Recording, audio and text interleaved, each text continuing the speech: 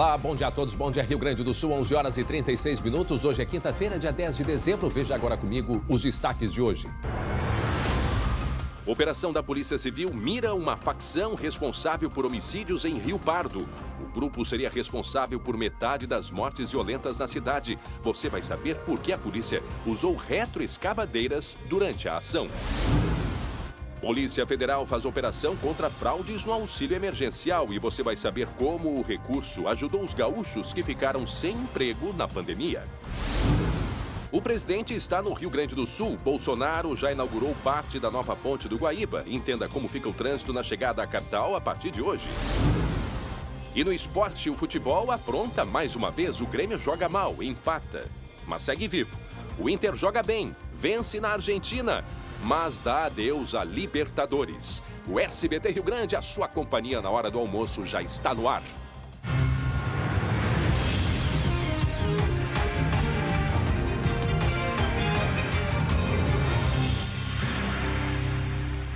E atenção, porque teve uma operação policial hoje de manhã. A Polícia Federal fez uma grande operação, na verdade, contra uma quadrilha que movimentou mais de 1,5 toneladas de cocaína. Este grupo pagou mais de 25 milhões de reais a narcotraficantes do Paraguai. As drogas eram distribuídas para venda aqui na Serra do Rio Grande do Sul. Nós vamos a um rápido intervalo e em seguida já voltamos com muita, mas muita informação para você. É rápido, até já. Muito bem, já estamos de volta com o SBT Rio Grande, agora 11 horas e 44 minutos. Olha só, quando se fala em saúde, a gente tem que falar da Amil, porque a Amil tem os melhores hospitais, clínicas, laboratórios e médicos para garantir a todos os funcionários da sua empresa o cuidado certo.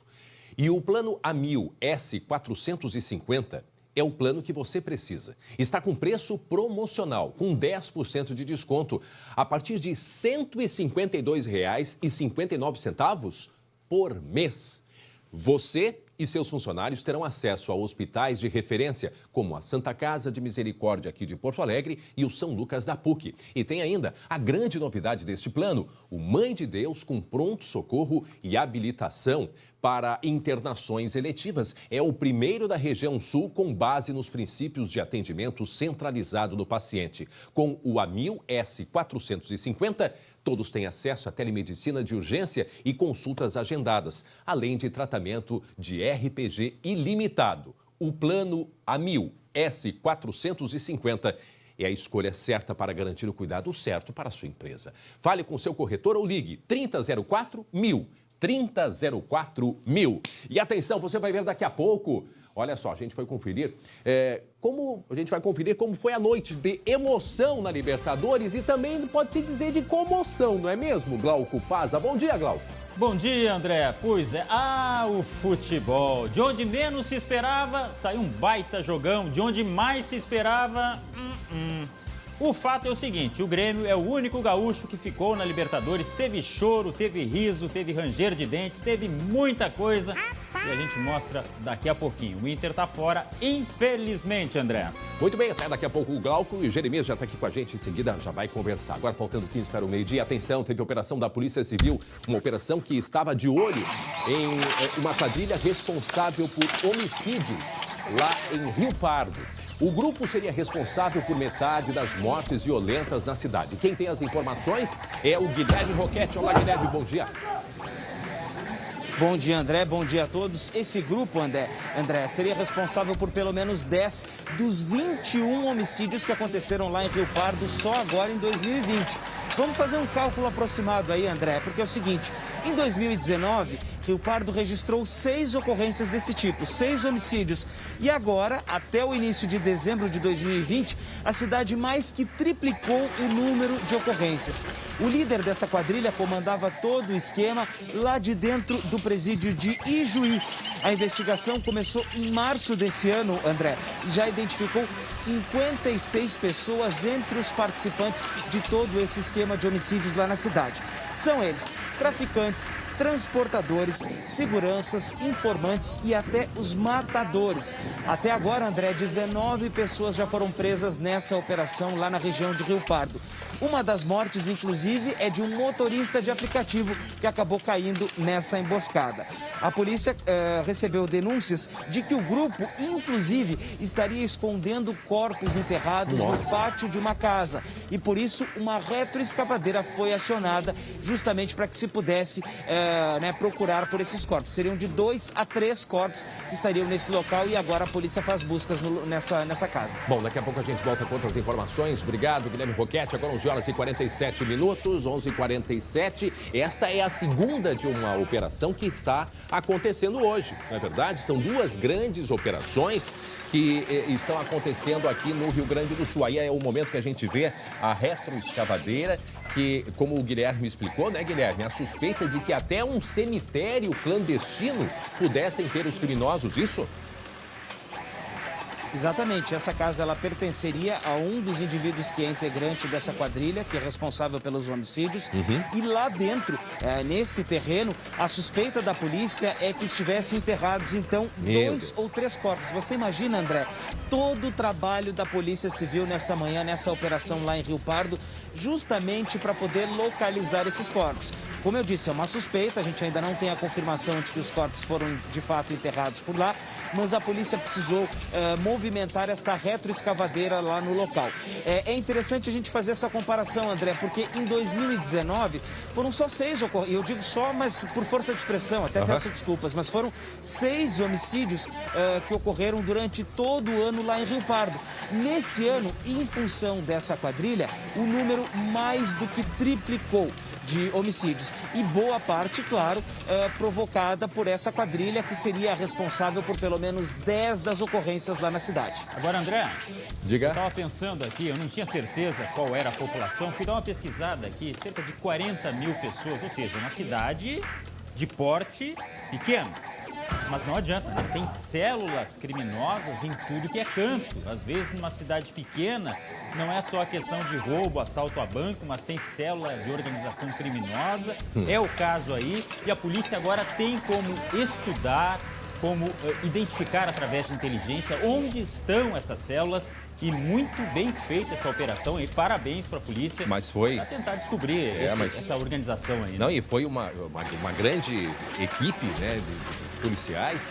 E vejam o número, como eles agem, né? Daqui a pouco nós vamos falar de uma ação policial também que teve na região da Serra. Mas vejam que a criminalidade se espalha pelo interior do Rio Grande do Sul e com um número de mortos muito grande. Daqui a pouco a gente vai atualizar e trazer outras informações sobre esta Operação Tentáculos, que acontece nesse momento em Rio Pardo, na região central do estado. Agora, faltando 10 para o meio-dia, o presidente Jair Bolsonaro chegou agora de manhã aqui ao Rio Grande do Sul, foi por volta de 9h30. O presidente Bolsonaro e a comitiva, vieram, né, diversas pessoas junto com ele, eles foram recebidos no aeroporto Salgado Filho pelo governador Eduardo Leite. Tá aí o momento da chegada, o presidente descendo do avião. Eles teriam uma reunião, na verdade, no aeroporto, mas para agilizar por causa do tempo, a reunião aconteceu no trajeto do aeroporto até a Ponte do Guaíba, dentro do carro mesmo, né, o carro usado pelo presidente. De acordo com informações de assessores, Eduardo Leite negociou apoio no combate à pandemia e pediu a distribuição de vacinas para o estado. Inclusive, o governador Eduardo Leite, ele fez uma publicação nas redes sociais dizendo justamente isso, que tratou com o presidente sobre a questão da vacina, e o próprio governador disse estar convencido de que o Ministério da Saúde vai liderar a compra da vacina aqui no Brasil. E na cerimônia de inauguração, o governador aqui do estado falou sobre a importância, né, de associar as obras que acontecem na esfera federal aos investimentos estaduais para fazer a economia gaúcha, né, girar. Quanto à pandemia, portanto, Eduardo Leite disse que renova esta confiança no governo federal, depois da conversa que tiveram, né, dentro do carro, para a coordenação de todos os brasileiros na imunização contra a Covid-19. Tá? Nós temos agora, tá aí o avião chegando, logo depois eles foram para inaugurar quase que ainda não está completamente pronta, mas vai ser de muita importância para nós gaúchos a inauguração da nova ponte do Guaíba. E o Glauco Pazza tem os detalhes desta inauguração, não é mesmo, Glauco? Isso mesmo, começou por volta das 10 horas da manhã. Aliás, começou de uma forma até antecipada, em vista de que sempre atrasam esses eventos, né? Com a presença, além do presidente, do ministro da Infraestrutura, Tarcísio Gomes de Freitas, e do governador Eduardo Leite. A travessia ao todo tem 13,6 quilômetros.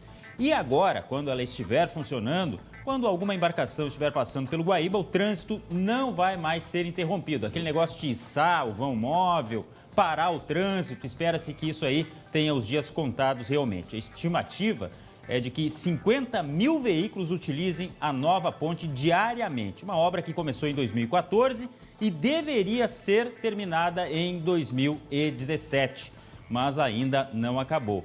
Ela foi inaugurada, mas não está 100%. A estrutura está sendo entregue parcialmente. Nos próximos 3 meses será finalizada. O DENIT precisa ainda remover 600 famílias que moram no traçado da elevada da ponte. Aliás, sobre isso a gente fala daqui a pouquinho um pouco mais. E o presidente Jair Bolsonaro falou nesse evento aí, deu uma entrevista a respeito da presença dele aqui no Rio Grande do Sul e dessa inauguração. Vamos ouvir. O momento é para nós inaugurarmos uma obra que não começou conosco. Como a grande maioria, Tarcísio, das obras não começaram conosco. Mas nós falamos, nós vamos terminar todas aquelas que forem possíveis de serem terminadas. Que afinal de contas, né? Entre começar uma obra e terminar outra, a diferença, logicamente, tem o trabalho no meio, mas é muito menos difícil e muito mais proveitoso nós terminarmos obras. Muito bem, 11 horas e 53 minutos agora, Glauco. Para quem está chegando agora, estamos mostrando a inauguração, aconteceu agora há pouquinho, a inauguração da nova ponte do Guaíba. Aí é o acesso que vem, quem vem da 448 ou vem da própria Freeway, esses, estava tudo bloqueado ali por causa da cerimônia que aconteceu quase que no vão central. Agora, o que é importante a gente deixar claro, e o Guilherme está junto com a gente também para explicar, hoje ainda só vai ter acesso à ponte, a partir das 4 da tarde, quem chegar a Porto Alegre pela Freeway ou pela 448. Aí vai ter o acesso para a travessia. Quem vem de Eldorado em direção a Castelo Branco ou em direção ao litoral, apenas no domingo vai ser liberado esse trecho. Por quê? Porque ainda há uma parte que deve ser pintada, porque devido provavelmente à própria cerimônia de inauguração, alguns detalhes ficaram então para ser feitos a partir de agora. Não há dúvidas, é uma obra importante. Nós vamos ter 3 acessos à ponte, ainda faltam 4. Porque, como disse, né, o Glauco, tem obras ainda a serem feitas, principalmente quem vem de Porto Alegre, passa pela rodoviária Castelo Branco e não vai conseguir ainda acessar a nova ponte. São as alças, né, que faz parte do grande complexo. Só para ter uma ideia de números, 348 mil toneladas de concreto. Nossa. É uma obra de grande porte, até por isso, né, a espera da população gaúcha, porque eu vou te confessar uma coisa, é chato ficar esperando o vão móvel Glauco, levantar, baixar e toda aquela confusão no trânsito. Né? Não, e agora eu chamo o Guilherme junto, porque o que acontece, tem muitas pessoas, e quem mora no sul do estado, como o Guilherme, que é da região sul do estado, já enfrentou isso diversas vezes. Às vezes é a ponte que está levantada, às vezes tinha um acidente. Tem muitas pessoas, por exemplo, em Guaíba, até pouco tempo não tinha um hospital para as mães darem a luz aos filhos, tinham que vir a Porto Alegre, e aí tinha um acidente, a ponte estava erguida, o que fazia? Quer dizer, pessoas com gravidade dentro de ambulância, né, ficavam paradas em congestionamento. Sem falar nos arrastões. Sem falar nos arrastões, no perigo, e teve arrastão há pouquinho tempo, né, Guilherme? Era justamente isso que eu queria comentar, André e Glauco, porque eu já saí daqui de Porto Alegre, por exemplo, numa sexta-feira à noite, me dirigi lá para a metade sul, e aí não era exatamente por causa da ponte, mas a situação era semelhante, era por causa da obra. Mas a gente fica parado no engarrafamento, a gente fica vulnerável, inclusive a algum tipo de arrastão, como já aconteceram diversas vezes. E outro fator é que, pelo menos agora, por mais que não se tenha a alça inicial que sai da Castelo Branco e a acessa a nova ponte, a gente tem pelo menos a chance de fazer a volta na freeway e acessar, então, pela alça do retorno, né? De quem volta, de quem entraria em Porto Alegre. Pelo menos essa é a alternativa. Agora, o detalhe é o seguinte, nós já tivemos situações em que a ponte ficou trancada. A ponte, depois que um navio bateu, um navio também bateu numa pilastra uma vez, outra vez um navio bateu num vão móvel e a ponte móvel acabou interditada, ou o vão ficou em cima ou ela não podia ser baixada depois, né, da ocorrência. E com isso, o trânsito inteiro fica bloqueado. Se a gente for pensar num retorno, só imaginando assim, sai pela BR-386, vai até ali Taquari passa para o outro lado do rio, aí vai sair de novo lá aquela parte ali de charqueadas, enfim, e aí vai sair na 290 para poder voltar para 116. É um desvio absurdo, é um desvio muito grande e a gente não pode ficar sem essa comunicação. É uma pena que demorou tanto. Demorou e atrasou muito porque também os números, como eu já falei, são enormes, 19 mil toneladas de aço. E quem falou também durante a cerimônia de inauguração foi o ministro da Cidadania, que é gaúcho, Onyx Lorenzoni. Essa ponte é um sonho de décadas, de gerações, presidente. Porto Alegre e a região metropolitana tinha apenas uma saída para o sul do Brasil, do Rio Grande, para chegar no porto de Rio Grande. E o sul tinha apenas uma forma de acessar a capital do estado. Ela abre um novo tempo para o estado do Rio Grande do Sul. Um tempo ainda mais especial para o Rio Grande do Sul, de crescimento, desenvolvimento, geração de emprego e geração de riqueza. Muito bem, para quem está chegando agora, 11 horas e 58 minutos, faltando 2 minutos para o meio-dia, estamos mostrando aí a cerimônia de inauguração que aconteceu por volta de 10h30 da manhã, a inauguração da Ponte do Guaíba, o novo trecho. Aliás, o trecho onde passa ali por cima não é o Guaíba, ali é um outro rio que tem, mas todos nós sabemos, é a tradicional segunda ponte, é o Jacuí. E esse trecho de travessia, o trecho mais alto, né, ele é de cerca de 3 quilômetros e toda a extensão, como o Glauco disse, dá quase que 12 quilômetros, é isso? 13 quilômetros e 600 metros. É o tamanho da ponte Rio-Niterói. Se a gente contar toda essa, né, a extensão, o trecho, a ponte Rio-Niterói tem 13 quilômetros de extensão. Diga, Guilherme. Não, eu queria comentar também o seguinte, que lá no início do projeto da nova ponte, a gente estranhava por que ela só tinha 2 faixas, mas depois se explicou e a gente percebe hoje o motivo. Ela tem 2 faixas mais largas e um acostamento. Depois, se no futuro próximo se precisar de mais uma faixa, aí vai se eliminar o acostamento e se reduz a largura das 2 faixas. Então ela já é projetada para, num futuro, conforme a demanda de veículos, ela ser uma ponte com 3 faixas de rolamento. E aí sim, né, com certeza vai diminuir os congestionamentos ou possibilidade aí de acesso. Até porque depois que tiver inaugurada as alças que vão sair no Humaitá, a gente vai ter uma terceira perimetral com a entrada e a saída conectada de Porto Alegre, porque a terceira perimetral termina lá na Dona Margarida, lá quase lá no Humaitá, e já sai na Ceará, na Trincheira, enfim. Então a gente vai ter uma terceira perimetral conectada. Agora, André, diga. Só para destacar uma fala do presidente aí, que não foi uma obra iniciada pelo governo dele. Eu acho que isso tem que ser uma coisa permanente para todos os políticos. Gente, obras da Copa que não foram concluídas, não me interessa quem vai encerrar. Se é o André, se é o Guilherme. Tem que terminar essas obras intermináveis. E daqui a pouco a gente vai falar mais, porque o presidente segue inaugurando, tem um trecho ali da região que vai até a estrada que vai até Pelotas, da 116, e daqui a pouco, inclusive, ao vivo as imagens em seguidinha. Muito bem, agora meio-dia em ponto. Atenção, porque teve uma operação, a Polícia Federal fez operação contra a quadrilha especializada em tráfico internacional de drogas e armas. E esta ação ela foi comandada pela delegacia lá de Caxias do Sul. Ou seja, 2 operações hoje, uma que aconteceu em Rio Pardo e esta que acontece em Caxias do Sul. Vamos até lá, vamos conversar agora com o colega Guilherme Fadanelli, que tem outros detalhes desta operação. Guilherme, boa tarde. Oi, André, boa tarde. A operação Tenhaguá cumpre 22 mandados de prisão e 28 de busca e apreensão nos estados de Rondônia, Mato Grosso do Sul e também aqui no Rio Grande do Sul.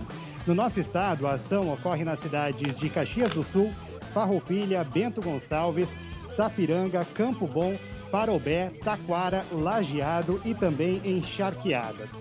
Além disso, são cumpridas 11 ordens judiciais de sequestro de veículos e imóveis de propriedade dos investigados, além do bloqueio de 57 contas bancárias de pessoas físicas e empresas utilizadas para movimentar dinheiro de origem ilícita, que terão valores contabilizados somente após o cumprimento dos mandados judiciais. A operação de hoje envolve 180 policiais federais, mas as investigações começaram há cerca de 6 meses. De acordo com o delegado responsável pelo caso, as investigações identificaram uma organização criminosa atuando no fornecimento de drogas e também de armas para uma facção gaúcha, André. Nesse período investigado, a quadrilha trouxe para o Brasil mais de 1,5 toneladas de drogas e também mandou para o exterior de volta como pagamento para os narcotraficantes no Paraguai mais de 25 milhões de reais. Vamos ouvir agora o delegado responsável por essa operação, que nos conta um pouco mais sobre o objetivo desse trabalho de hoje. O objetivo principal da operação de hoje era prender os líderes, bem como efetuar o bloqueio das contas bancárias para descapitalizar a organização criminosa. Mas essa organização criminosa, essas pessoas que foram alvo da investigação atuavam tanto no tráfico de drogas como também no tráfico de armas. A partir de agora a gente vai continuar com esse trabalho que é muito importante de descapitalização dessa organização criminosa, através do bloqueio de contas bancárias e identificação das pessoas que operavam essas contas bancárias.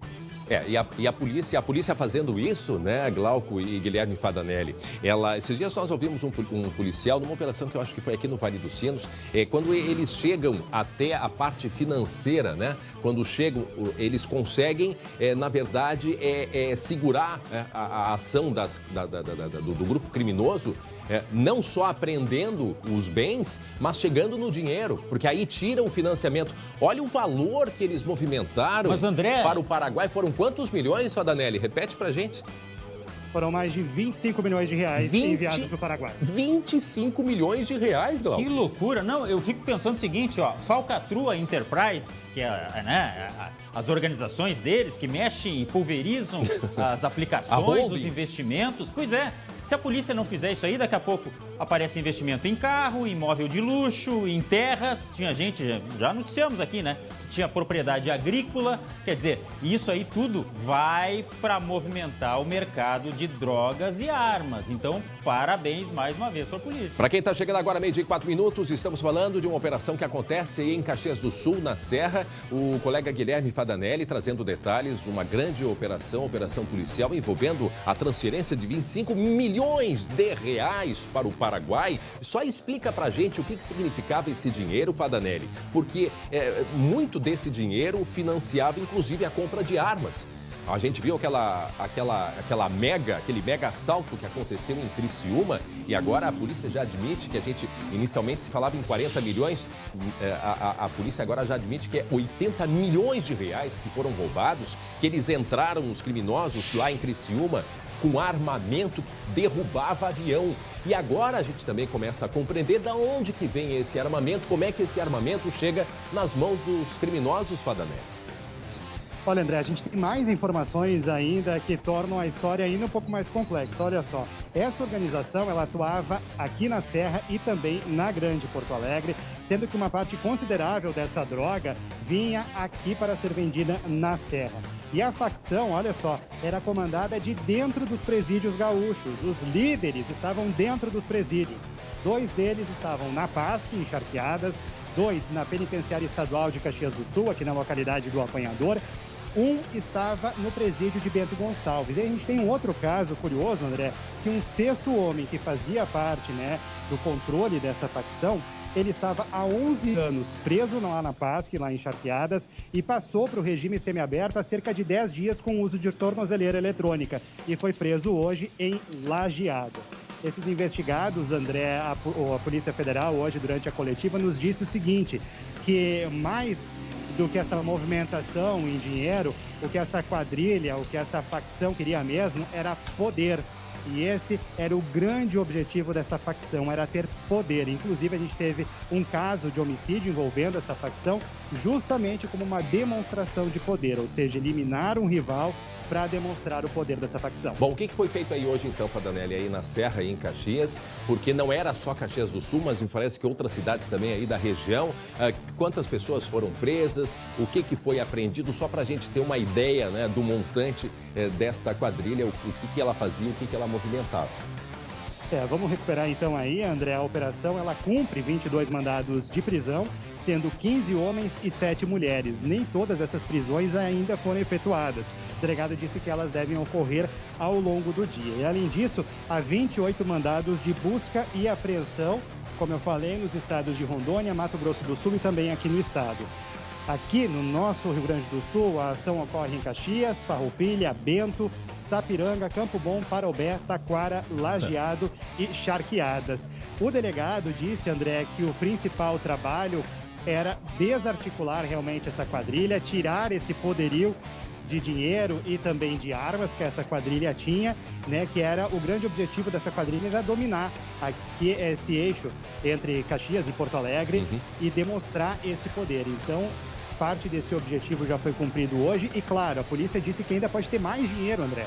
Isso porque ainda precisa ter acesso aos extratos bancários dessas ordens judiciais que foram emitidas hoje. Então, a polícia agora está aguardando uma ordem judicial que autorize a polícia a ter acesso a extratos bancários, porque esse valor ainda pode ser maior. São contas de pessoas físicas e pessoas jurídicas que movimentavam esse dinheiro que vinha dessa facção. Tá certo, obrigado pelas informações. Direto de Caxias do Sul, ele, Guilherme Fadanelli, agora 12:08. E atenção, daqui a pouco a gente vai falar da Libertadores da América. Afinal, aqui é a casa da Libertadores, não é verdade? E nós tivemos ontem 2 partidas muito importantes, Glauco Pazza, mas que teve emoção e também decepção. O Jeremias já está no estúdio e daqui a pouco vai conversar com a gente também, Glauco. E tem corneta. Ixi. Olha, quem abriu rede social hoje de manhã, por exemplo, aí, ó. O pessoal não perdoa, né? Tudo bem que o Inter fez um baita jogo. O Grêmio, olha aqui, ó, cá pra nós, não jogou quase nada. Mas mesmo assim tem corneta. A eterna gangorra. Não adianta, tem sim. A gente vai falar um pouco mais sobre essa gozação, essa flauta, mas vai falar também dos motivos que levaram o Inter à eliminação da Libertadores. Não foi só os pênaltis, né? Convenhamos. E também os motivos que levaram o Grêmio a não convencer diante do Santos. Já, espera aí. Muito bem, 12:09, a gente já segue, Glauco, porque tu tem informações sobre o auxílio emergencial que virou caso de polícia. Sim, virou caso de polícia, porque tem gente que não tem necessidade e está, colocando a mão no dinheiro. E o que vai acontecer com estas pessoas? Qual é a operação? O que é que teve hoje aí de novidade nesse caso aí, Glauco? Olha, muita gente vai ter que se acertar com a justiça e já está prestando contas aí para a polícia. Já pensou acordar de manhã e o pessoal batendo na porta? Surpresa! Vim pegar o auxílio emergencial que não é seu. Pois é, a quantidade de crimes é tão grande que a Polícia Federal desencadeou uma operação em 14 estados brasileiros para combater as fraudes. Aqui no Rio Grande do Sul, o foco, por enquanto, é o município de Viamão. 6 mandados estão sendo cumpridos e o grupo teria causado prejuízo em pelo menos 39 pedidos de auxílio. Agora, olha esse número aí. Em todo o país, estima-se que 7 milhões de pessoas receberam dinheiro indevidamente. Enquanto tem muita gente precisando do dinheiro, 7 milhões de espertinhos foram lá e botaram a mão no dinheiro que não era deles. Cerca de 3 milhões aí já foram detectados, enfim, estão se acertando. Mas olha esse outro número, só cerca de 200 mil reais voltaram para os cofres públicos. Ou seja, tem muita gente que embolsou e não devolveu, André. Que vergonha. E segue essa orientação, né? Que as pessoas ainda têm tempo, porque depois podem responder judicialmente e aí podem se complicar. Então ainda há essa orientação para quem recebeu indevidamente que faça, não é mesmo, Glauco, a devolução.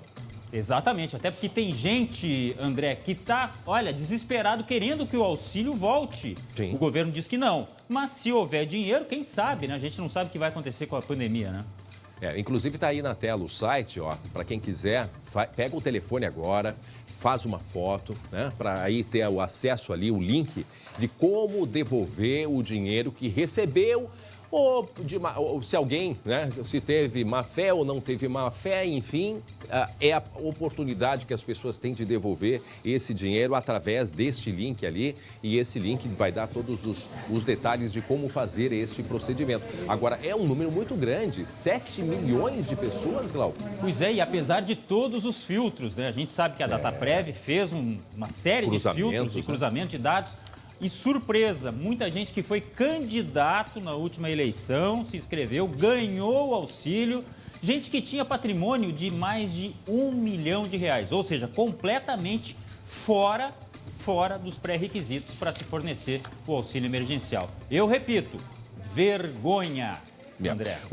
Quem sabe muito bem e da importância que foi para os gaúchos, né, esse valor do auxílio emergencial é o Guilherme Roquette, que fez uma reportagem, inclusive, sobre isso. E pode falar um pouco para a gente de algumas... Achei que o Guilherme tinha pego o auxílio emergencial, como você falou. Não, senhor. Certamente não. Jamais faria isso. Bom. E aí, Guilherme? Pois é, André, é que neste mês de dezembro termina o prazo, então, para o pagamento do auxílio emergencial. O que acontece? Tem muita gente que ainda não vai poder voltar a trabalhar, porque é justamente agora que os casos recrudesceram, aumentaram. Então, ainda tem categorias, como o caso desta reportagem que nós vamos ver agora, que ela não vai poder voltar a trabalhar e vai ficar sem o recurso do auxílio emergencial. E agora, como é que a gente pode acompanhar a reportagem? Daqui a pouco. A gente só está preparando a reportagem, tá, Gui? Desculpa. A reportagem a gente vai mostrar daqui a pouco. Inclusive, daqui a pouco nós vamos mostrar imagens ao vivo também, lá do quilômetro 300, do trecho de duplicação que está sendo inaugurado agora pelo presidente Bolsonaro. Daqui a pouco a gente vai ao vivo para mostrar esse trecho que foi duplicado, inclusive, pelo Exército Brasileiro. Mas a gente, enquanto isso, todos aguardam, né, também se o presidente vai falar algo a respeito do auxílio emergencial, mas André, por tudo que se indica até esse momento, deve realmente terminar agora no mês de dezembro, né, Glauco? existiu até um descompasso entre o ministro da Economia, Paulo Guedes, e o presidente da República, Jair Bolsonaro, porque o presidente, em determinado momento, nós vamos ter que ver qual é o auxílio que a gente vai dar, porque a pandemia está aí. Só que o Paulo Guedes é irredutível. Ele disse que para a máquina pública é impossível. Será que vai continuar assim? Eu não sei, André. Vamos ver. Porque assim, a gente está entrando num momento que não é só no Rio Grande do Sul, de muitos casos do vírus, ou seja, muitos setores, como disse o Guilherme, ainda não voltaram, né? O setor de eventos, por exemplo, está sendo muito prejudicado. Pelotas fechou, anunciou o fechamento do comércio até terça-feira. Né? Voltou Exatamente. aquilo que aconteceu lá no início da pandemia. Ou seja, tem muitos setores que estão sendo prejudicados, sim, consequentemente os trabalhadores, e por isso a preocupação da necessidade desta prorrogação, que de fato a gente ainda não tem a confirmação. Bom, portanto, daqui a pouco nós vamos mostrar imagens, né? Falamos aí do presidente Bolsonaro, está em Barra do Ribeiro para a inauguração do trecho duplicado lá da BR-116. Em seguida a gente traz detalhes sobre isto também. Agora o nosso assunto, atenção, nós vamos falar da morte, né, do João Alberto aqui no hipermercado Carrefour em Porto Alegre, porque tem novidades a respeito desta investigação. E é o Glauco que vai trazer os detalhes. O que é de novidade no caso do João Alberto, hein, Glauco? Olha, André, a Justiça negou o pedido de liberdade do ex-PM temporário Giovanni Gaspar da Silva, um dos envolvidos no assassinato dentro do supermercado Carrefour. O Judiciário ainda determinou que a Brigada Militar se manifeste sobre a manutenção ou não de Giovanni no presídio militar. A defesa sustenta que a transferência para um presídio comum colocaria a vida dele em risco. A Polícia Civil aguarda o laudo do Instituto Geral de Perícias para concluir o inquérito, o que deve ocorrer até amanhã. Lembrando que este prazo foi estendido, a complexidade da investigação, de se fazer esse inquérito, né, com tantas testemunhas, com tantas informações. E aí nós estamos naquele impasse que a gente já discutiu aqui no programa, né? Este ex-PM temporário, ele foi tirado da polícia, né? Foi rescindido, foi expulso, né? O seu vínculo com a Brigada Militar. Só que é o seguinte, ele corre risco de vida se ele for para um presídio comum. E aí tem esse impasse aí. A Justiça quer saber se a Brigada Militar mantém ele, se pode manter no presídio militar ou se ele vai aí para um presídio comum. É porque o fato de ter sido expulso, né, ele não teria, digamos assim, esse direito de permanecer numa prisão com o controle da Brigada Militar. É um atestado do Estado que diz, olha, não sei se a gente pode manter ele com segurança. Essa é a verdade. Não, e até por ter sido policial, ele pode não ser bem recebido num presídio comum. Aliás, a imagem mostrando os três são os três que estão presos, né? É o Giovanni, o outro que é o ex-PM temporário, o outro segurança, que é o outro segurança, como é que é o nome dele? Tem o outro segurança, tem o Giovanni, o outro segurança e tem a Adriana, que era a fiscal. Os três permanecem presos. Daqui a pouco a gente volta nesse assunto, se for preciso, mas vamos direto agora à Barra do Ribeiro, é isto? Vamos ao vivo, imagens ao vivo de Barra do Ribeiro nesse momento, né, com imagens da TV Brasil. O presidente Jair Bolsonaro participando da inauguração, neste momento, do trecho duplicado da BR-116. Vamos escutar. Colaborado cada vez mais com o seu Estado e com o Brasil. Me permite pedir uma salva de palmas para os deputados e senadores aqui. Valeu, pessoal. Obrigado aí. O presidente, portanto, nesse momento, está lá em Barra do Ribeiro. Satisfação maior do que servir a sua pátria. E hoje estamos representados em servindo a pátria também os nossos homens e mulheres do Exército Brasileiro, do 1º Batalhão Ferroviário de Lages, Santa Catarina. Obrigado, Tarcísio. Foi o 1º batalhão que fez a obra de duplicação. Foram 338 15 soldados. anos de efetivo serviço no Exército. Se me permite, eu já conversei com o Ministro da Defesa.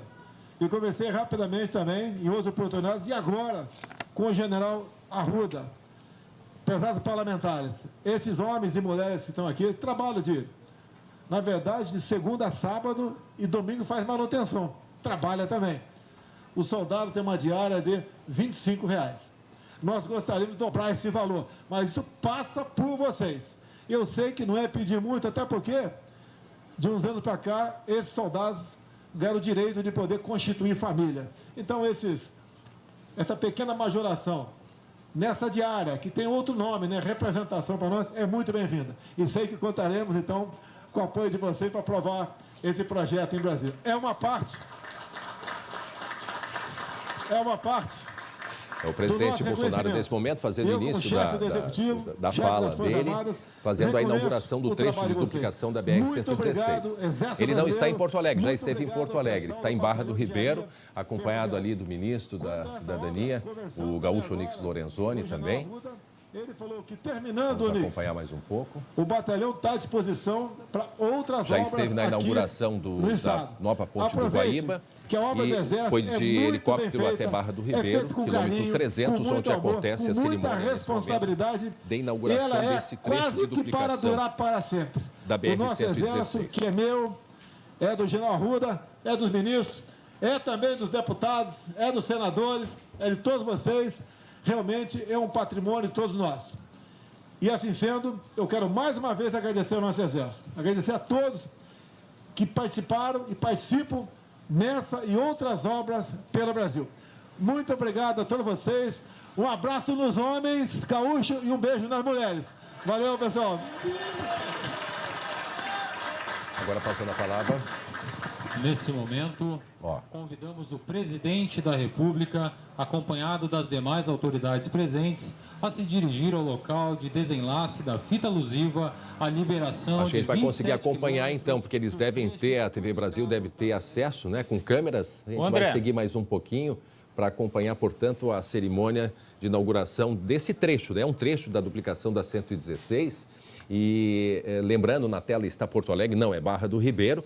E agora segue o presidente, Glauco. Vamos ver se a gente consegue, né? Se eles vão acompanhar para o desenlace da fita inaugural desse trecho ali em Barra do Ribeiro, Glauco. Lembrando que são vários lotes que foram distribuídos, né, nesse percurso todo da BR-116, e a ajuda do Exército, como você mencionou antes, foi fundamental, porque é uma obra que se arrasta e se arrasta há muito tempo numa rodovia BR-116, que é corredor para ligação com o sul do estado, fundamental, inclusive, para escoamento, que chega muita gente, muitos caminhões, muita carga ao porto de Rio Grande. E essa foi a alternativa encontrada pelo governo diante do impasse com muitas empreiteiras que começaram, não terminaram as obras, em processos que acabaram se alongando e valores que depois tinham que ser revistos, André.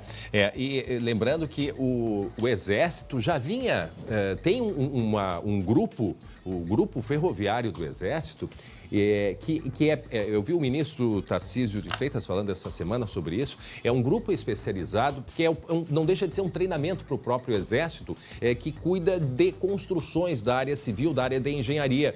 Diversas obras aqui no Brasil são feitas pelo Exército.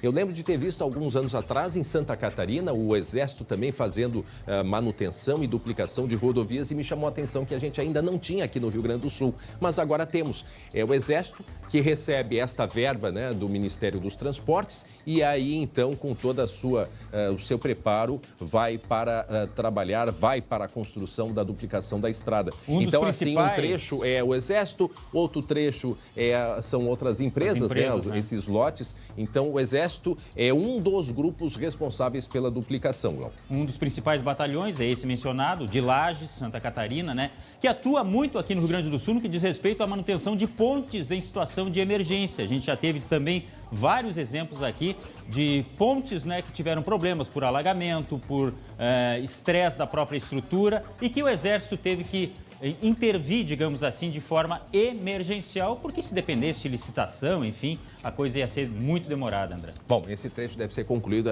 em 2022, toda a duplicação desta importante estrada. O presidente também fez outros anúncios, como a liberação da verba para, nessa mesma estrada, lá na região da cidade de Cristal, a liberação de verba para a construção da ponte sobre o rio Camaquã, que é uma estrutura muito importante neste processo de duplicação. Também foi anunciado hoje de manhã, durante a inauguração da nova ponte do Guaíba, a liberação destes recursos, o que vai ser de extrema importância para a conclusão desta obra, que vai ligar Porto Alegre até Pelotas.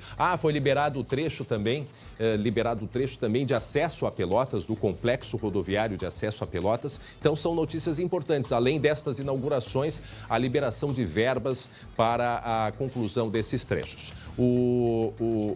A gente vai seguir falando, né, durante o SBT Rio Grande, sobre a visita do presidente e a inauguração da nova ponte, e também da BR-116. Durante o SBT Rio Grande, a gente vai atualizando e trazendo os detalhes, repetindo esta imagem ao vivo lá de Barra do Ribeiro. Muito bem, 12h e 23 minutos agora. Hoje é o Dia Internacional dos Direitos Humanos. E a polícia escolheu justamente esta data para inaugurar a Delegacia de Combate à Intolerância aqui em Porto Alegre. Estamos vendo na imagem aí a repercussão do que aconteceu, né, numa morte dentro do hipermercado Carrefour, uma grande manifestação que aconteceu dias após a morte do João Alberto, e foi neste momento que foi anunciada, então, a inauguração na data de hoje desta delegacia, que deve seguir investigando o caso aí do João Alberto, não é mesmo, Guilherme?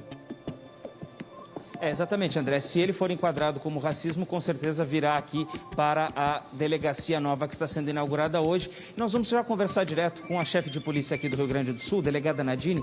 Era uma promessa de trabalho da senhora, né?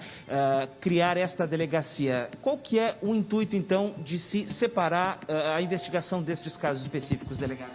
A nossa gestão, desde o início, sempre teve essa preocupação, né? Uma preocupação de tratar diferente esses grupos vulneráveis. Então, essa delegacia de intolerância vem para atender o público-alvo, que seja vítima de preconceito, de discriminação, seja pela raça, pela cor, pela opção sexual, pela orientação sexual, pela identificação de gênero, enfim, até em questão de deficiências também. Então, nós temos hoje uma delegacia, um trabalho novo da Polícia Civil, que vai justamente, com a capacitação que os policiais aqui receberam, ter um olhar diferenciado no momento das investigações. Então, todos os crimes de intolerância e preconceito, nós teremos essa delegacia com uma atribuição exclusiva.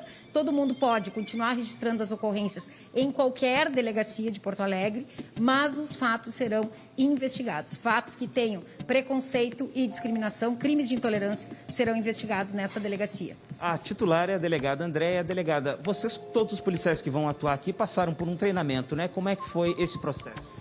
Sim, nós passamos por workshops temáticos, na verdade.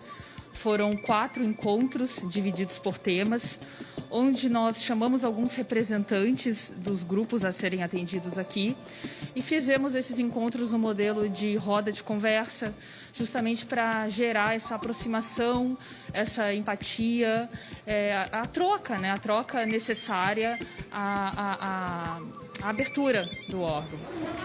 Esta delegada é uma das algumas delegacias, então, de combate à intolerância, né? Essas delegacias existem em quais outros estados e que agora o Rio Grande do Sul replica? É a 8ª delegacia no país. Nós tivemos o ano passado, no final de 2018, a primeira no estado do Rio de Janeiro.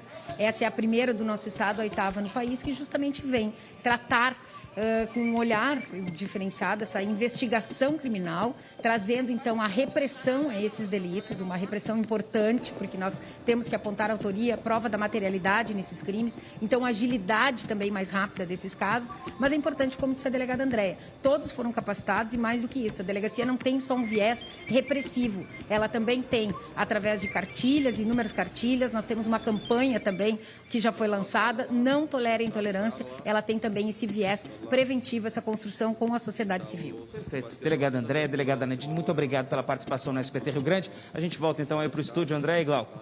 Muito bem, obrigado. As informações aí, portanto, inaugurada a Delegacia da Intolerância aqui em Porto Alegre. 12h 27 minutos, 12h 27. Está na hora da gente falar agora de esporte.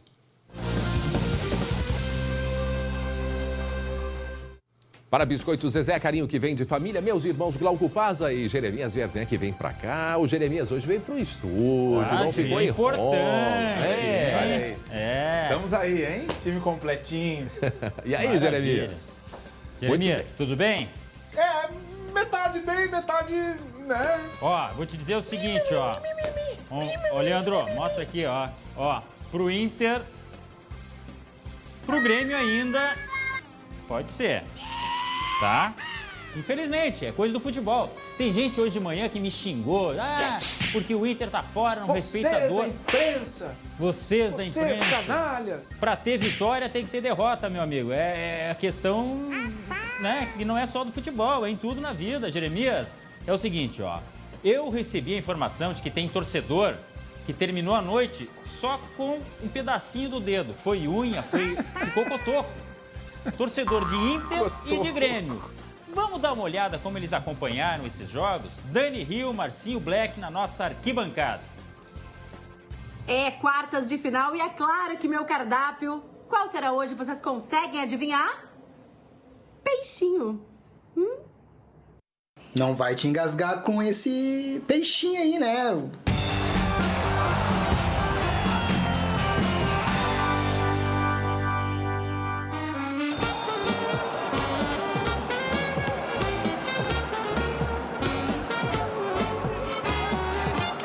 Opa! Deu ruim? Isso não podia acontecer.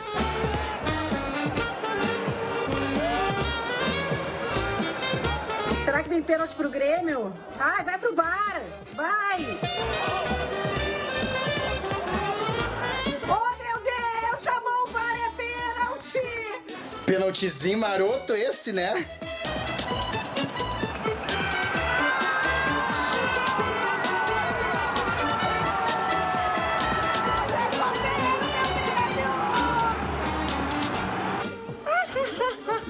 Marcinho tava aí achando que ia tomar 1-0 e no finalzinho, pá! 1-1, tá tudo igual. Agora tem um pouco pela frente, né, amiguinha? Eu não queria estar na tua pele. Vai dar. Isso aí, Colorado, é isso aí. Vamos que vamos.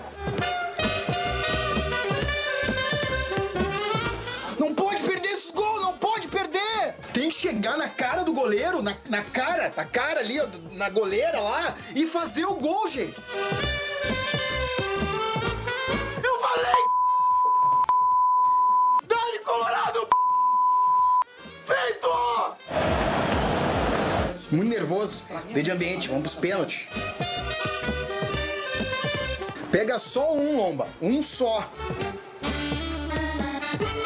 Vamos, Pedro, vamos, guri, vamos, Pedro, vamos, guri.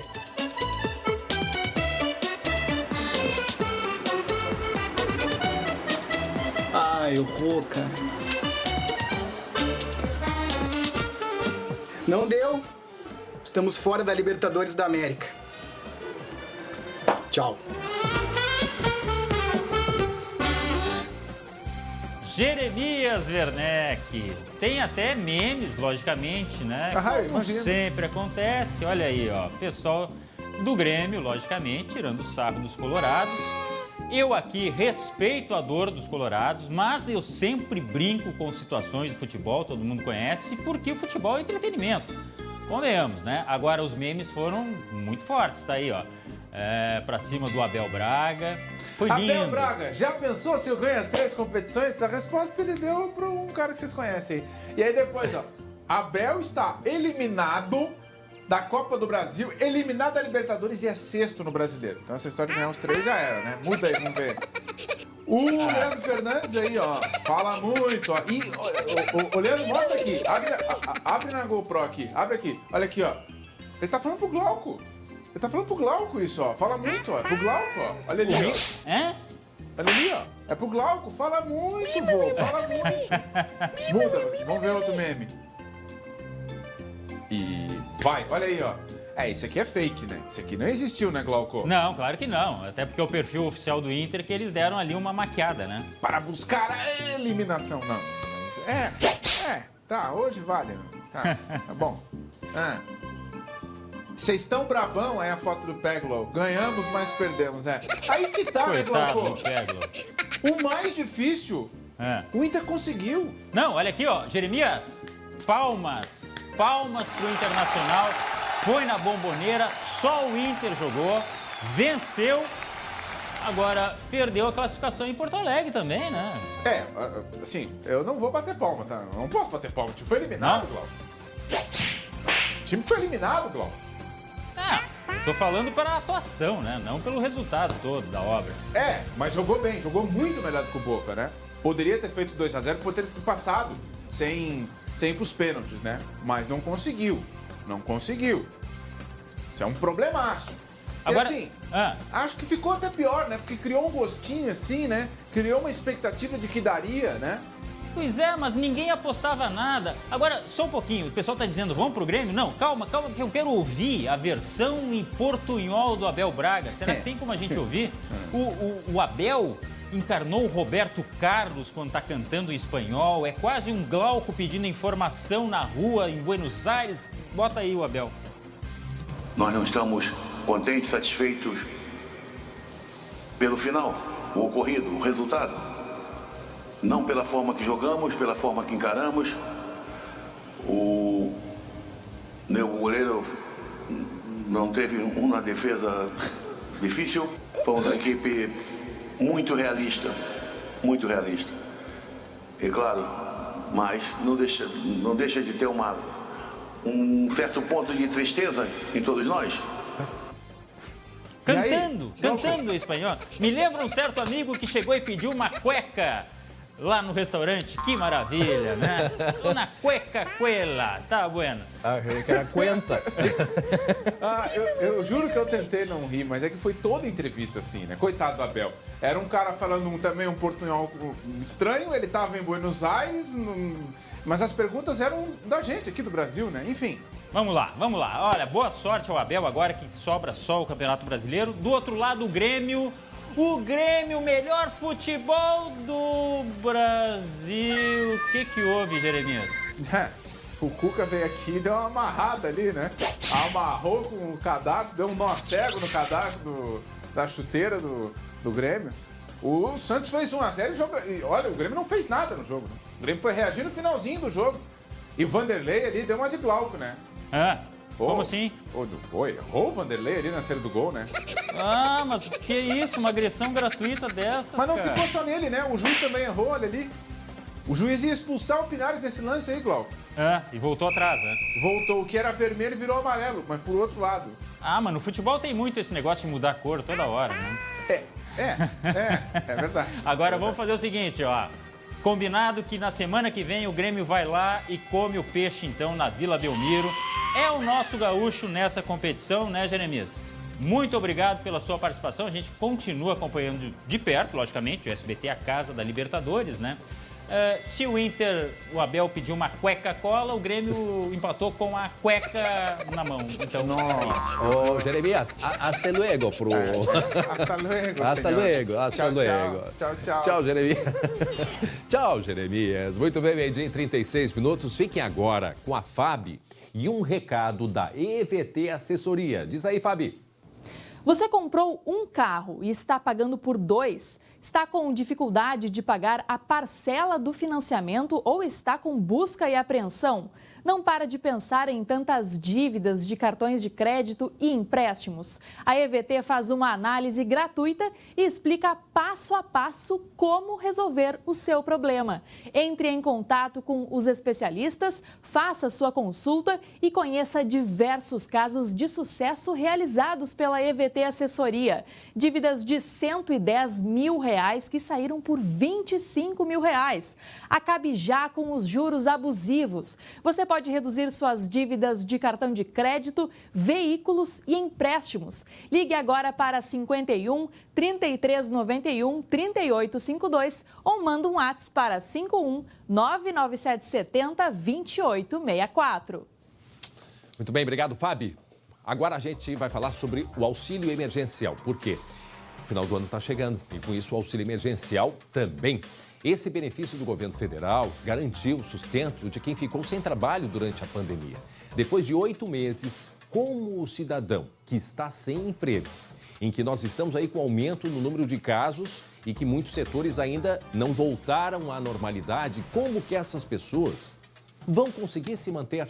Na reportagem. As últimas fotos dos eventos ficaram apenas no celular da Valentina. Ela está sem trabalhar desde março, quando as festas foram suspensas. Foi um choque, porque eu trabalhei num sábado e no domingo todo mundo começou a cancelar os eventos. Então, primeiro a gente pensou que em 15 dias voltava, depois um mês e depois, agosto acho que volta. E ainda não voltou nada, né? Nesse período, o auxílio emergencial de R$600 do governo federal ajudou a pagar as contas da casa em que a Valentina mora com a mãe. O gasto com alimentação e energia elétrica aumentou e os próximos meses não serão nada fáceis. Eu arcava com todas as despesas da casa e as coisas aumentaram, né? A gente teve mais custos de mercado, de luz, mas o dinheiro era aquele contadinho no final do mês, né? Em todo o país, a Caixa acreditou 272 bilhões de reais para quase 68 milhões de beneficiários. Só no Rio Grande do Sul foram pagos até agora mais de 11 bilhões de reais. A Caixa, nós temos feito pagamento sempre em 2 etapas. E a primeira etapa é o crédito no aplicativo Caixa Tem. E quem prefere sacar em espécie, né, aí o pagamento agora do último ciclo, ele inicia no dia 19 de dezembro e vai até 27 de janeiro. Durante o período de pagamento, a Defensoria Pública da União centralizou o atendimento para quem teve problema com o benefício. No Rio Grande do Sul, foram 11.500 processos instaurados, quase 6 mil deles só em Porto Alegre. Os defensores públicos federais atenderam 47 mil gaúchos que tiveram dificuldade de ter acesso ao recurso. Depois de reduzir o benefício para R$300, o governo federal decidiu encerrar o pagamento em dezembro, justamente no momento em que os casos de coronavírus voltaram a aumentar e as atividades, como o setor de eventos, devem continuar restritas. Eu não sei, as contas a gente não pode deixar de pagar, então eu não sei como a gente vai poder fazer. Pois é aí como é que fica a situação, né? A gente está aí hoje, dia 10, todo mundo na expectativa de que possa ter pelo menos mais uma ou 2 parcelas, pelo menos, né, Guilherme? Porque, como eu disse há pouco, a pandemia ela está num crescente, né? Fala-se em segunda onda, enfim, não só no Rio Grande do Sul, mas isso é no Brasil inteiro. E aí como é que vão ficar essas pessoas, né? Guilherme, o que ele pode acrescentar? André, o que eu conversei... O que tu pode acrescentar para a gente? Não, o que eu conversei mais cedo com o superintendente da Caixa, o Dr. Ricardo Biertrolli, é o seguinte: ele afirma que o banco passou por vários aperfeiçoamentos e hoje teria condições, se o governo mandasse, de continuar fazendo os pagamentos. pelo menos mais um mês, 2 meses, enfim, não se sabe. Mas eles não são quem determinam a ordem para pagar. Eles apenas são os executores. Então não tem nenhuma informação de que o governo vai prorrogar. Por enquanto, a determinação do Paulo Guedes, do ministro da Economia, encerra agora em dezembro. Então o último pagamento cai na conta ou no aplicativo Caixa Tem agora, em dezembro. Quem quiser sacar em espécie vai ter até o dia 27 de janeiro, conforme o calendário escalonado. Mas, por enquanto, não tem nenhuma previsão de que o governo federal vai prorrogar ou vai dar mais parcelas. E quando ele tomou a decisão de encerrar o pagamento agora em dezembro, a gente estava com aquela queda, com a situação mais tranquila. Não se imaginava que os casos de coronavírus iam voltar a aumentar. Pois é. E que nós estaríamos nesse cenário hoje. Atenção, vamos ao vivo à Barra do Ribeiro. Gabi Lerina acompanhando a visita do presidente Bolsonaro. Inauguração do trecho aí da 116. Você está vendo ali agora o presidente Jair Bolsonaro, que tinha entrado num Camaro da Polícia Rodoviária Federal. Está voltando neste exato momento. Ó, junto com o inspetor da Polícia Rodoviária Federal, está descendo. Deu uma volta de Camaro aqui, surpreendeu toda a equipe de segurança. O trânsito está parado neste momento. Quebrou todo tipo de protocolo que tinha aqui. E agora vai tirar uma foto. Lá, tá posando na foto. Confesso para vocês que tá uma confusão neste exato momento. Só imagina. Imagina, André. Ele abana, vai acenando ali para todos os caminhoneiros que estão passando, né? Todo mundo que está passando neste exato momento aqui na BR-116. Surpreendeu ouvir o pessoal aqui da polícia sair desesperado atrás dele, porque ninguém imaginava. Fala, André. Não, sou eu, Glauco. Imagina só, a equipe de segurança do presidente numa viagem dessas traça um protocolo. Boné. Faz todo um projeto. E aí o presidente vai lá e quebra tudo. Esse é o que o Lucas Abate andou aqui em Porto Alegre, né? Não foi? Com esse Camaro aí, não foi? Eu acho que é aquele mesmo que foi nós mostramos aqui. apreendido, né? Exatamente. Esse é o Camaro usado pela Polícia Rodoviária Federal. Agora o presidente está utilizando também. Lucas Abate inaugurando o Camaro da Polícia Rodoviária Federal. Vem, Cris. Ó, estamos ao vivo aqui, tudo pode acontecer, né, gente? Cuidado com o carro para você não cair, não. Vamos dar a volta. Epa, por aqui. Eu vou por aqui. A Gabi Lerina está em Barra do Ribeiro. Acompanhando a inauguração. Em Porto Alegre. Vou tentar correr para ver se a gente consegue pegar uma palavrinha do presidente. É difícil. A aglomeração aqui, vamos embora, vamos tentar. Já tentamos conversar com ele. Num primeiro momento, ele não quis falar. Agora vamos chegar mais pertinho dele. Vamos tentar. Ô, presidente! Vacina, presidente! SBT ao vivo. Presidente Bolsonaro em Barra do Ribeiro. Obrigada. Vai falar o presidente. A Anvisa liberou a vacina, presidente. Olha o drama dos jornalistas, André. Os apoiadores nesse momento ali gravando selfies. São populares, apoiadores do presidente. Estamos tentando. Vamos ver a Gabi Lerina se aproximando do presidente Bolsonaro, que está em Barra do Ribeiro. Um número muito grande de jornalistas. Ele foi direto. O presidente não quer falar. Vamos lá, vamos tentar que não vou desistir não, André. Vai lá, Gabi. Ei! Vacina! A Anvisa liberou, presidente! Aí o presidente Bolsonaro se aproximando do palanque para a inauguração. Vamos tentar mais um pouco, estamos indo. A Gabi Lerina tentando ouvir a palavra do presidente, mas não parece que quer falar já. Aqui em Porto Alegre ele já não quis falar com a imprensa quando inaugurou ali a ponte. E agora vamos acompanhar ali o que diz o presidente.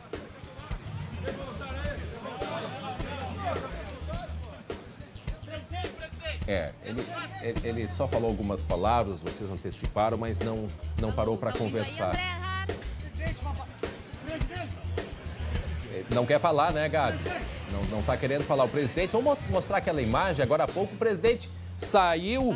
presidente saiu da cerimônia do protocolo, entrou no Camaro da Polícia Rodoviária Federal e dirigindo.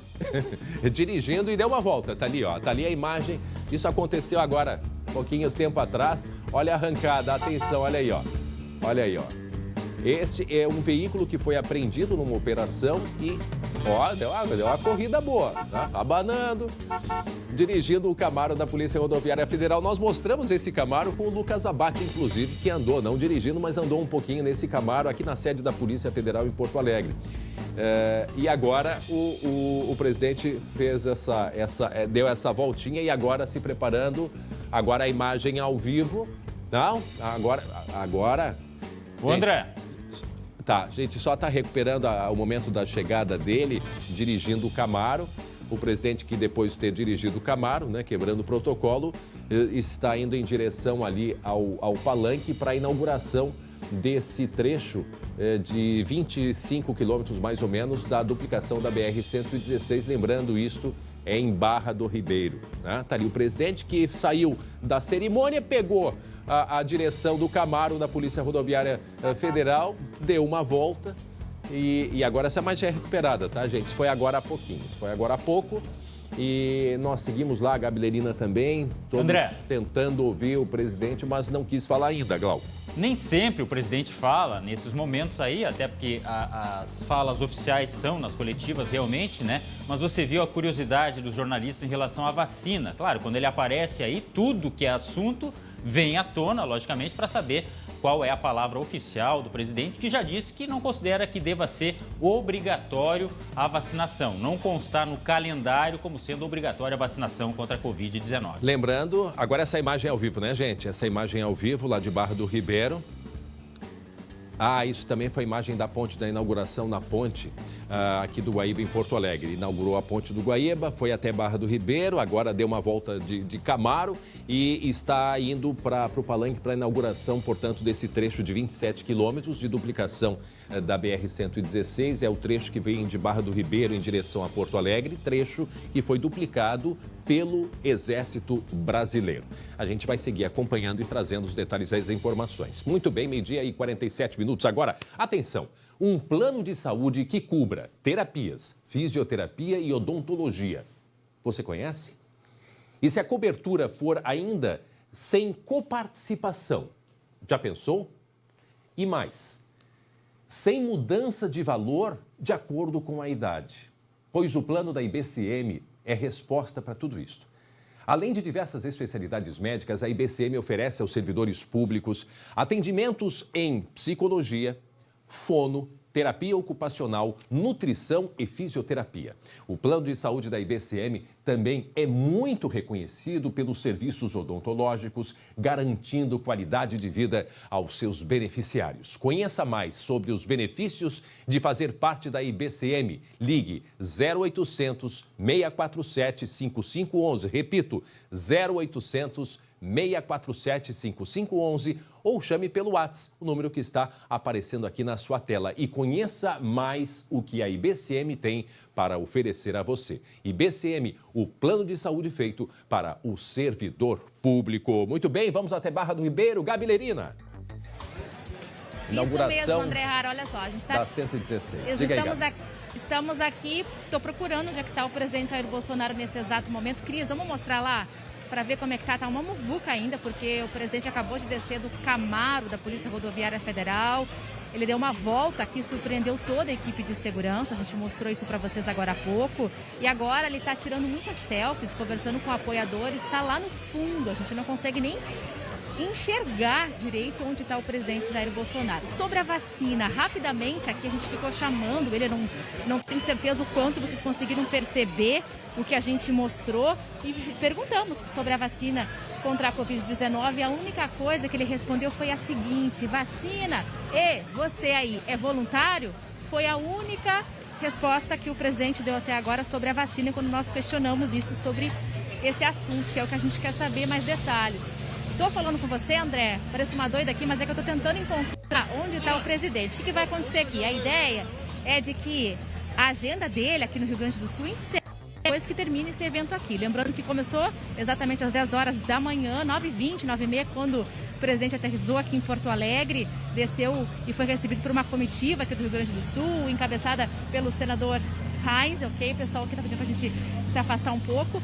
E também com o governador Eduardo Leite. Na sequência, ele foi ali ao novo ponto da Ponte do Guaíba, que vai ser inaugurado para o trânsito do público dos veículos a partir das 16 horas de forma oficial, de acordo com a Polícia Rodoviária Federal. Fez um discurso por lá e aí veio na sequência aqui para essa liberação dos 27 quilômetros desta área duplicada da BR-116 em Barra do Ribeiro, que é onde nós estamos neste exato momento. Quebrando protocolos a todo instante, deixando a equipe de segurança aí com o cabelo em pé. E agora a gente está vendo essa movimentação que está começando a ser desmobilizada. Acredito eu que o presidente já tenha se retirado pelo outro lado. E a gente está tentando ver agora o que está acontecendo. Acho que finalizou por aqui, porque a agenda dele terminava exatamente agora no início da tarde. Já nem sei mais que horas são, já passamos da 1h, não tenho bem certeza. Então agora o trânsito também já está desafogado. Vou pedir para que o Cristiano mostre aqui antes.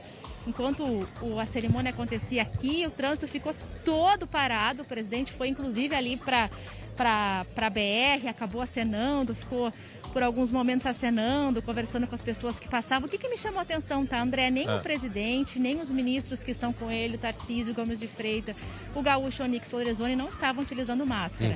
Ao descerem aqui em Porto Alegre, já não estavam utilizando máscara. Lá no discurso também da inauguração da ponte, também não estavam utilizando. E aqui também permanecem sem a utilização de máscara. Fala, André. Só para a gente entender, essa tenda que está montada, o presidente, ele já inaugurou esse trecho, já teve aquela cerimônia, como teve em Porto Alegre, ou ainda não? Sim. Já teve sim, teve até um ato simbólico em que ele retirou uma fita, né? Aconteceu bem aqui à frente. Vem cá, Cris, chega mais perto da gente. Vamos ver, acho que o moço da imprensa aqui tá meio bravo comigo, mas aqui assim, ó, fica aqui, eu vou mostrar pra vocês, ó. Aqui assim ficou toda a imprensa. E ali tem até uma faixa que ficou ainda onde houve a liberação oficial. Foi um ato mais de cerimônia mesmo. Aconteceu ali, aí o presidente desmobilizou e começou a caminhar ali para esse meio. Ó, vou mostrar para vocês. Vamos lá, Cris. Aqui para esse lado. Ele foi ali, subiu aquele barrão e ficou naquela ponta ali da estrada. Nada disso estava combinado. E aí ele começou a acenar, conversar com os apoiadores que passavam por ali. Claro, antes fez um rápido discurso aqui, falando, exaltando sobre o Exército, já que esses trechos aqui foram feitos pelos militares, né, que foram que construíram esses 27 quilômetros. Então ele exaltou muito. Eu peguei só um pedacinho do final do discurso do presidente, porque a gente estava lá na ponte e a gente deslocou para cá. E quando nós chegamos aqui, tem toda aquela função de credenciamento, né? Então a gente demorou um pouquinho para chegar. E quando a gente chegou, o presidente estava terminando o discurso e foi a parte que eu vi, então, que ele estava exaltando aí o trabalho dos militares. Estou vendo aqui que tem realmente uma desmobilização. Acredito eu que o presidente já tenha saído. Acho que também estou ouvindo algum barulho de helicópteros, porque o presidente veio aqui até esse local de helicóptero, né, que dá em torno aí de 40 minutos de carro, a gente levou, só que em função de todo o trânsito que está interrompido aqui no lugar, isso demorou um pouco mais, mas o presidente, por óbvio, veio de helicóptero e agora ele retorna, então, de helicóptero até o aeroporto internacional de Porto Alegre e aí então, Gabi, deve voltar para Brasília. Então, Gabi, provavelmente Fale, essas pessoas que estão aí, na esperança de que o presidente voltasse depois da volta que ele deu de Camaro, que ele voltasse para conversar com a imprensa, né? Mas o que não aconteceu.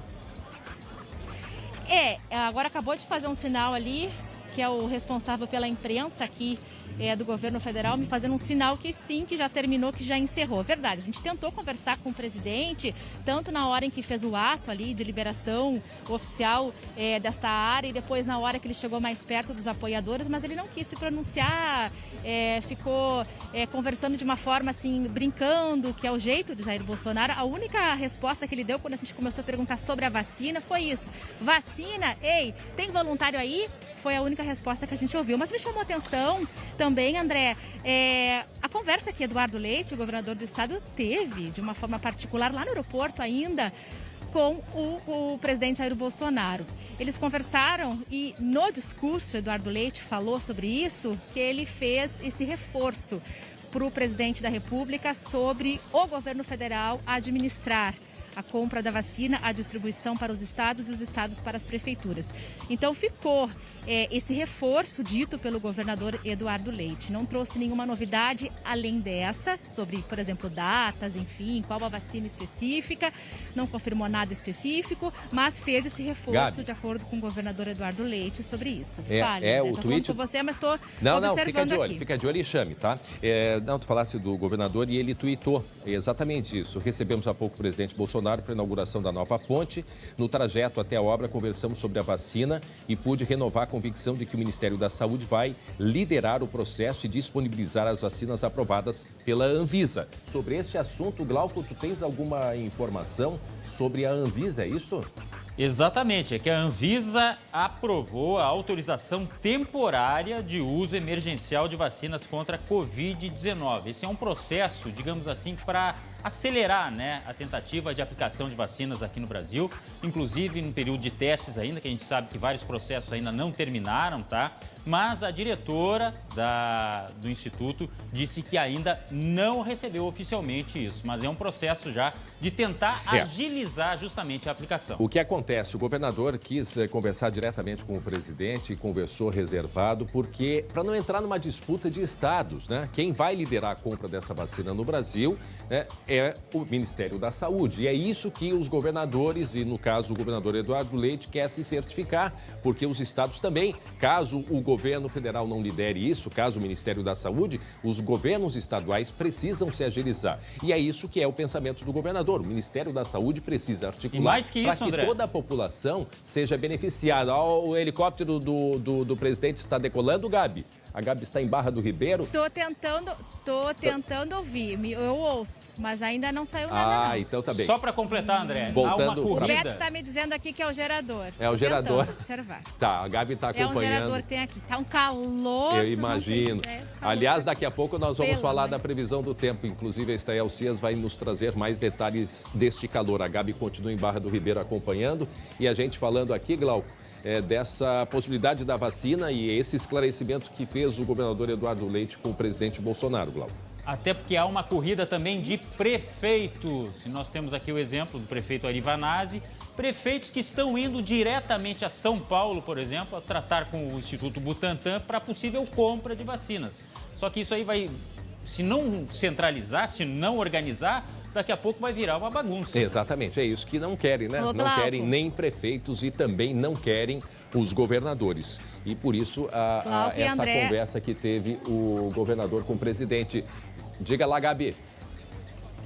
Só lembrando, falando sobre prefeitos, que lá na cerimônia estavam presentes o prefeito Nelson Marquesa Júnior e o prefeito eleito Sebastião Melo. Inclusive, Sebastião Melo também tinha uma pendência, ia ter uma agenda com o presidente Jair Bolsonaro. Quando ele chegou, eu ataquei, perguntei, e aí, prefeito, o senhor já conversou com o presidente? Ele disse, não, ainda não, e passou. Então eu não sei, não tive tempo de ver se ele conseguiu conversar com o presidente Jair Bolsonaro, mas também sobre as tratativas da vacina contra a Covid. Deixa eu mostrar para vocês rapidinho aqui, olha aqui, ó.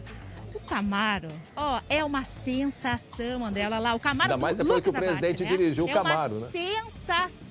Não, primeiro foi Lucas, depois veio o presidente. Mas é o seguinte, olha aqui, é uma sensação, todo mundo que passa por aqui vai tirar foto. Tem até os brigadianos, eu vi tirando foto. A gente vai ter que recuperar essa imagem aí do Lucas andando no Camaro que a gente mostrou no lançamento pela Polícia Rodoviária. Obrigado, Gabi Lerina, que está falando aí direto de Barra do Ribeiro, onde o presidente Bolsonaro inaugurou o trecho de 27 quilômetros de duplicação da 116, trecho construído pelo Exército. Agora, 12h58, está na hora da gente falar da previsão do tempo e do calor que está chegando.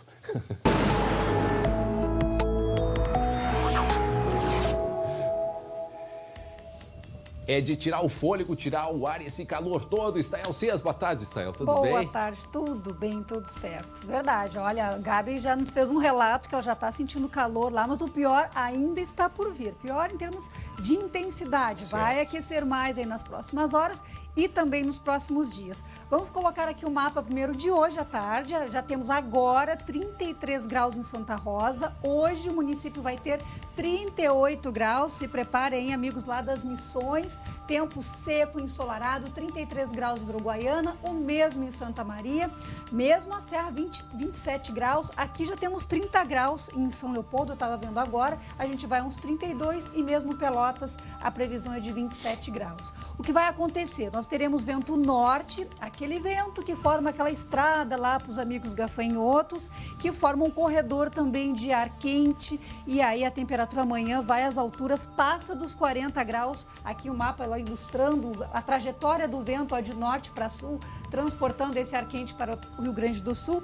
E amanhã, André, a gente vai a 40 graus em Santa Rosa, 37 graus em Porto Alegre amanhã. Isso à sombra, 37 graus. na sombra. Então, quem amanhã tiver que sair ao ar livre, tem que passar filtro solar, tem que se hidratar, botar um boné, um chapéu, que tem que se proteger desse sol forte. E aí a perspectiva para o sábado é de um calor ainda intenso, com marcas perto de 40 graus, mas o sábado, aqui eu coloquei um mapa que mostra onde pode chover forte. A gente percebe que é uma chuva isolada, mas que tem alerta aí para o sábado, grande parte do dia com sol, com temperatura em alta e risco de tempestades que podem se formar de forma isolada aqui. Vejam, Costa Doce, parte central, Planalto, fronteira oeste, trechos aqui próximos da Grande Porto Alegre. Então, o sábado, em geral, tem sol e nuvens, muito calor, e o calor associado à instabilidade vai trazer temporais. E aí a gente fala de chuva forte, de vento, de raios e até mesmo queda de granizo. Então, se preparem para um sábado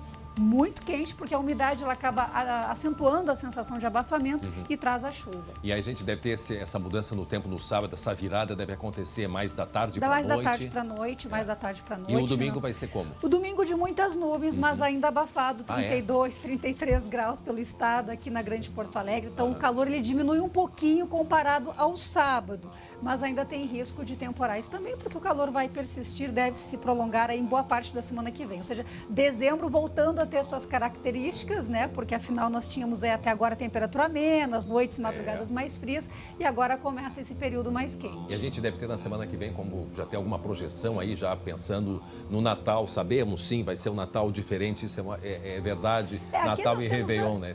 Aqui a gente colocou a tendência para o mês de dezembro, que tem uma tendência de chuva acima da média na metade norte do estado. A agricultura comemora, precisa de chuva, precisa de umidade. Em princípio, claro que pode mudar bastante. O Natal tem um risco maior de instabilidade comparado à virada do ano. Isso, por um lado, preocupa, porque com chuva o Natal faz com que as pessoas fiquem mais agrupadas dentro de casa para se proteger da instabilidade. E o Réveillon, em princípio, André, vai ter refresco, temperatura mais amena para a virada do ano. Tem gente querendo saber dos gafanhotos, não é verdade, Glauco? Não, eu fiquei agora... Stael, é gafanhoto do bem, que é aquele que está no Rio Grande do Sul, que diz que não faz grandes estragos, ou do mal, que é aquele da Argentina? Essa condição de vento norte realmente cria uma condição mais favorável para o gafanhoto do mal. Então fica uma preocupação aí realmente, porque o ar quente, o vento norte não é só para a gente, é para a Argentina, para o Paraguai. Então onde estão os focos de gafanhotos, então se forma justamente esse caminho aí de ar quente, de tempo seco, pelo menos até o sábado. Então eles têm uma condição favorável por umas 30 horas aí pela frente. Lembrando que esses gafanhotos, né, Stael, muito comum para os argentinos, os uruguaios, os paraguaios, né? Já é muito comum essas nuvens de gafanhotos por lá. Agora, com as mudanças climáticas, o aumento de temperatura, eles deram uma esticadinha e estão conhecendo um pouco mais para o lado aqui da fronteira. Para os humanos, né, as pessoas não faz mal nenhum. Mas o problema é que para a lavoura, quando pega e detona em questão de horas. Sim, num e ano... são nuvens com milhões de gafanhotos. Milhões, e num ano tão difícil já para o setor agrícola, que começou com a seca e agora tem um novo período aí de estiagem, de pouca chuva.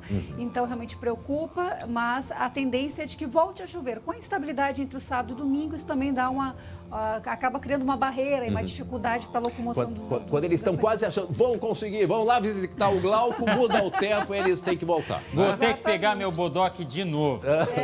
O Flit. O Flit. O Flit. Mas olha só, e aqui para Porto Alegre, aqui os próximos dias, então a gente tem uma condição aqui hoje 31, amanhã 37, sábado ainda com 34 graus, e sábado pode ter chuva aqui nos arredores da Grande Porto Alegre, capital, e o domingo com 32, mas com chuva muito abafada, muito desconforto. Preparem-se para o calor, um beijo, obrigado, Stael Cias. A gente se encontra na segunda-feira, na verdade, com muito calor ainda. Muito calor. Muito bem, gente, olha só, 1h04 da tarde. A equipe do SBT foi premiada, Glauco, pelo Ministério Público na manhã de hoje. A série de reportagens Projeto Corredor Ecológico do Rio Taquari foi exibida no SBT Rio Grande em 8 e 9, agora de janeiro de 2020. As reportagens mostravam, né, o programa do Ministério Público Gaúcho que promove a recuperação sustentável da mata ciliar, que é essa mata, né, na beira dos rios aí, essa mata ciliar, e também a reportagem conscientizava, né, mostrava a conscientização da comunidade sobre a importância da preservação desse tipo de solo, né, ali no Vale do Taquari. A reportagem é de Bruna Osterman, produção Mônica Rossi, que está no comando, né, hoje aqui do nosso jornal. A Mônica que está toda hora falando comigo. Parabéns, Mônica. O texto da Fê Galvão, também nossa colega, brilhante colega. As imagens do Dagoberto Rocha, a edição de imagens do Lúcio Born e também do Antônio Bernardo como auxiliar. A equipe ficou em terceiro lugar no Prêmio Jornalismo do Ministério Público na categoria Sustentabilidade. Nossa homenagem mais uma vez. O jornalismo do SBT, olha, desde muito tempo sempre premiado e reconhecido aos nossos colegas. A nossa homenagem, parabéns a todos vocês por esse trabalho de conscientização e de importância tão grande. Aí um beijinho para Bruna Osterman, né, que foi a repórter aí que contou toda essa história desta reportagem. Ficamos por aqui, voltamos amanhã a partir das 11h40, 19h20, segunda edição, com a Lu Coleman. Obrigado pela companhia, pela audiência. Um beijo a todos. Tchau, Glauco.